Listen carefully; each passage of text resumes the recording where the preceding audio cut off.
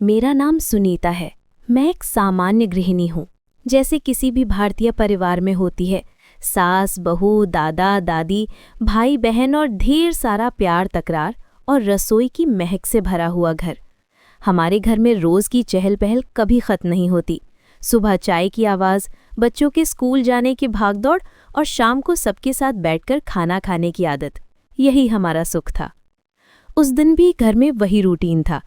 सासू माँ और मैं दोनों मिलकर रसोई में खाना बना रही थी।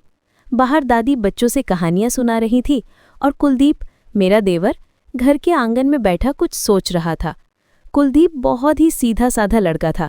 हमारे परिवार में सबसे छोटा था, लेकिन माँ बाप से सबसे ज्यादा जुड़ा हुआ।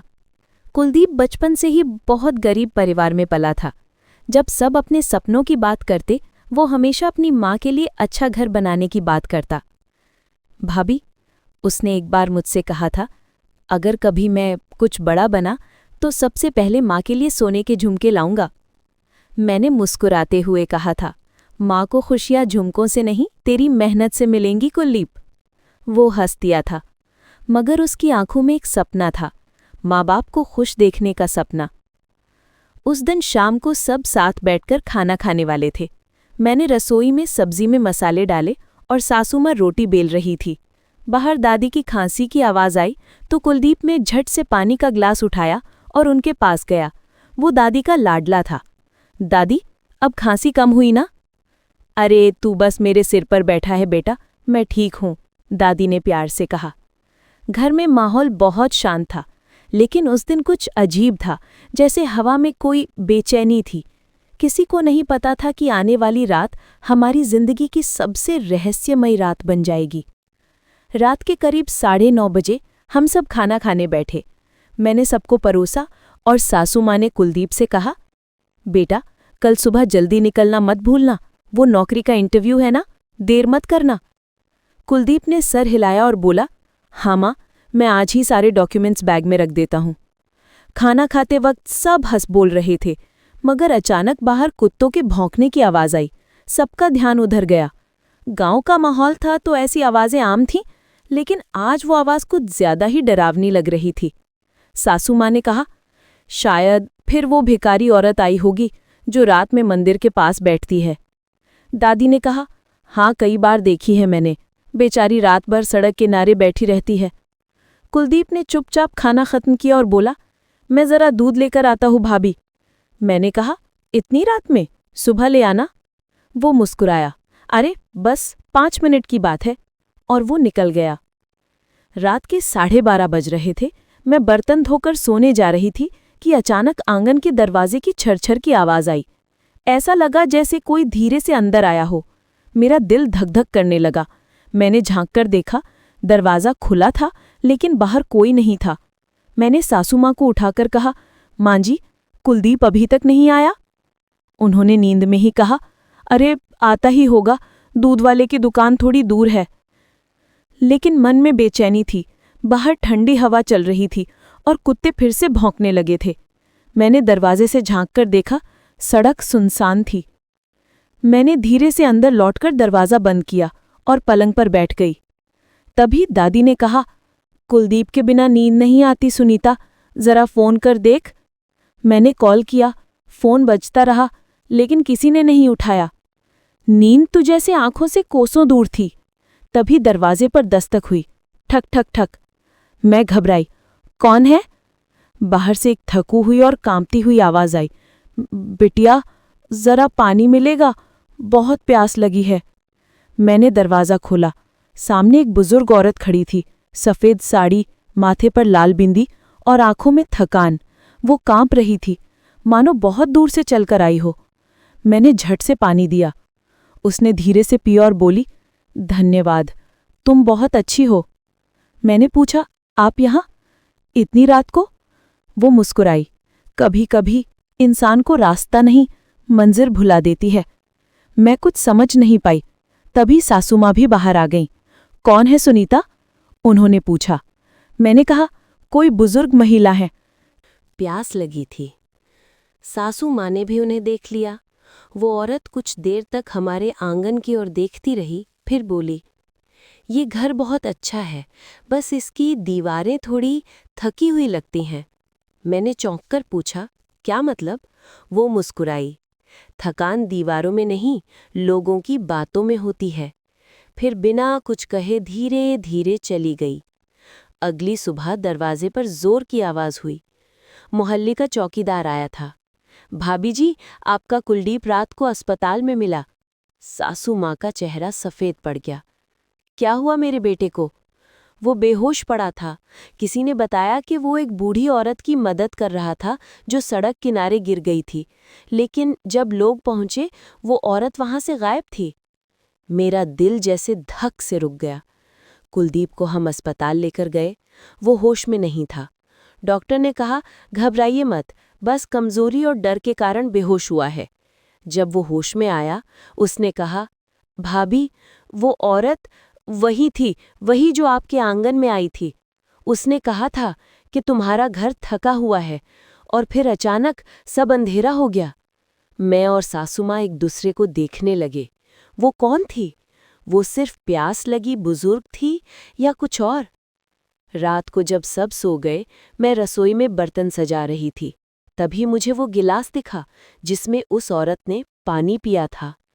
गिलास के नीचे एक छोटा सा कागज था। उस पर लिखा था, जिस घर में प्यार थक जाए वहां बेचैनी आने लगती है। मैं कांप गई। मैंने वो कागज सासू माँ को दिखाया। उन्होंने कुछ नहीं कहा, बस गहरी सांस ली और बोली, शायद वो कोई देवदूत थी या फिर किसी अधूरे रिश्ते की आत्मा। पर सच क्या था ये कोई नहीं जानता था। बस इतना पता था कि उस रात के बाद से हमारे घर में एक अजीब सी शांति आ गई। सासू माँ और कुलदीप के बीच जो छोटी छोटी खटपट होती थी वो भी खत्म हो गई। जैसे वो औरत हमें कुछ सिखा कर चली गई थी कि रिश्तों की थकान सबसे बड़ा रहस्य है। रात का वो मंजर अब भी मेरे जहन में ताज़ा था। उस अनजानी औरत की आवाज़, उसके शब्द, जिस घर में प्यार थक जाए वहाँ बेचैनी आने लगती है, हर वक्त मेरे कानों में गूंजते रहते थे। उस दिन के बाद से हमारे घर का माहौल बदल गया था। सासू माँ और कुलदीप के बीच जो छोटी छोटी बातों लेकर झगड़े होते थे वो थम से गए थे। सब कुछ जैसे एकदम शांत हो गया था, लेकिन उस सन्नाटे में भी कुछ तो था, कुछ अनकहा, कुछ अधूरा। सुबह मैं रसोई में थी, पराठे सेक रही थी, तभी कुलदीप धीरे से पीछे आया। भाभी, उसने हिचकिचाते हुए कहा। हाँ बोलो। वो जो औरत थी ना, मैंने उसे सपने में देखा। वही सफ़ेद साड़ी, वही लाल बिंदी। वो कुछ कह रही थी। मैंने थोड़ा घबराकर पूछा, क्या कह रही थी? कुलदीप की आवाज़ धीमी हो गई। वो बोली, जो अधूरा है उसे पूरा करो, वरना चैन नहीं मिलेगा।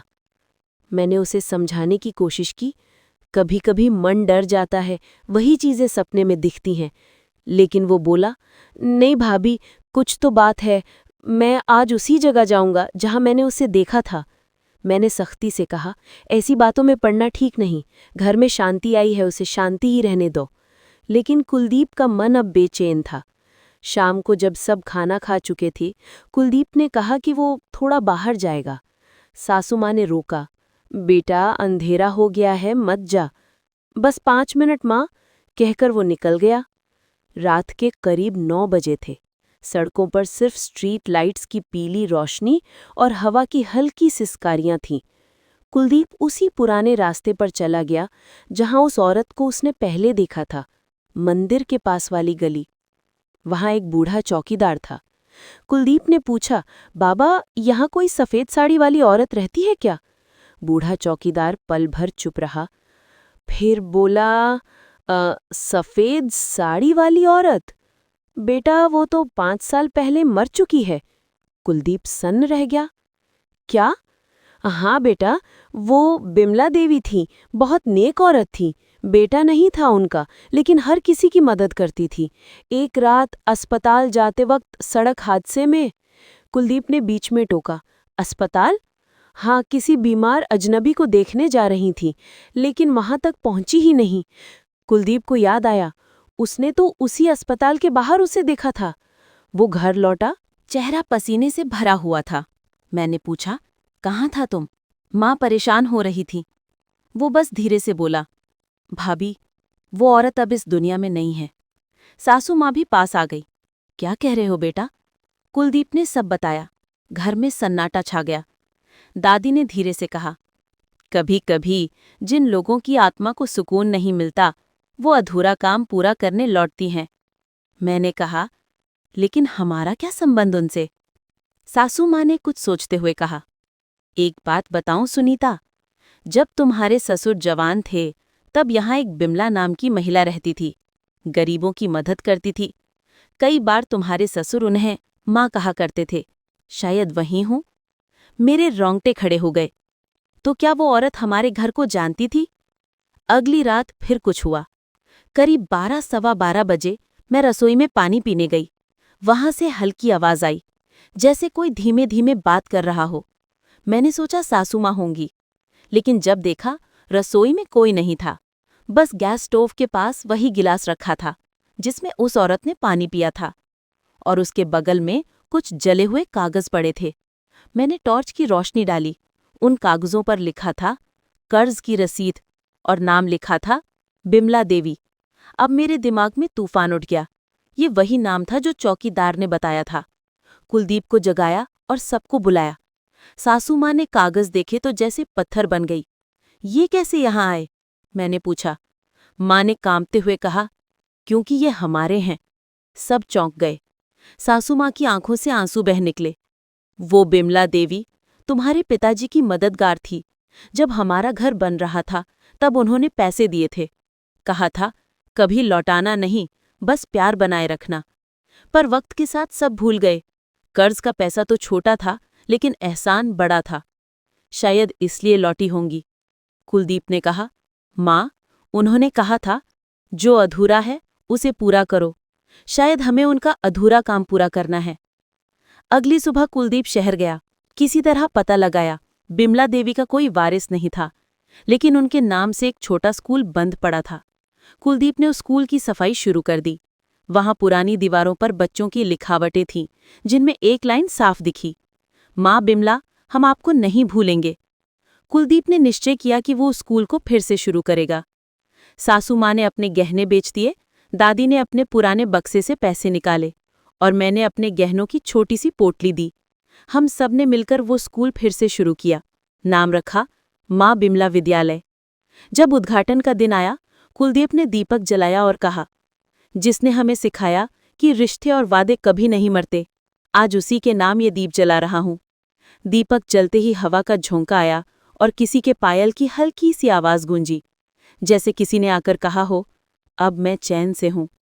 सासू माँ ने आकाश की ओर देखा और आंखें बंद कर ली। कुलदीप ने मुस्कुराकर कहा, अब हमारा घर थका नहीं माँ, अब हमारे घर में प्यार लौटा है। उसी शाम जब हम सब घर लौटे तो मैंने वो पुराना गिलास फिर से देखा। इस बार उसके नीचे कुछ नहीं था, बस हल्की सी खुशबू थी, चमेली की। वो वही खुशबू थी जो उस रात आई थी जब वो औरत हमारे घर आई थी। मैंने गिलास उठाया और रसोई की खिड़की से बाहर देखा। हवा में हल्की सी फुसफुसाहट थी। धन्यवाद बिटिया। मैं मुस्कुराई। मुझे समझ आ गया, वो रात का इंतजार खत्म हो गया था। अब घर सच में शांति से भर गया था। माँ बिमला विद्यालय अब सिर्फ एक स्कूल नहीं, बल्कि हमारी आत्मा बन चुका था। गांव के बच्चे वहां पढ़ने आने लगे, दीवारें फिर से मुस्कुराने लगीं, और कुलदीप का चेहरा पहली बार सुकून से भरा दिखा। हर सुबह वो सफ़ेद शर्ट पहनकर स्कूल जाता, बच्चों को प्यार से पढ़ाता, और लौटते वक्त हमेशा वही कहता, भाभी, अब लगता है जैसे माँ बिमला सच में हमारे साथ हैं। घर में अब हंसी लौट आई थी। दादी फिर से अपनी पुरानी कहानियां सुनाने लगी थीं, और सासू माँ रोज शाम को स्कूल के बाहर दिया जलाकर प्रार्थना करती थीं। लेकिन इस सुख के बीच एक अधूरा रहस्य अब भी बाकी था, वो गिलास जिसमें उस रात उस औरत ने पानी पिया था। एक दिन स्कूल में कुलदीप ने एक पुरानी अलमारी खोली। उसमें कुछ फटी हुई कॉपियां और पीले पड़े दस्तावेज थे। उनमें एक चिट्ठी थी जिस पर लिखा था, अगर कभी मेरा कोई ऋणी इस स्कूल में आए तो ये पत्र उसे दे देना, बिमला देवी। कुलदीप ने कांपते हाथों से वो चिट्ठी खोली। अंदर लिखा था, जिसने मुझसे वादा किया था कि मेरे जाने के बाद भी गरीब बच्चों की मदद करेगा, अगर वो वादा निभा दे तो मेरी आत्मा को शांति मिलेगी। मेरा एक छोटा सा खजाना इस स्कूल की तीसरी बेंच के नीचे रखा है।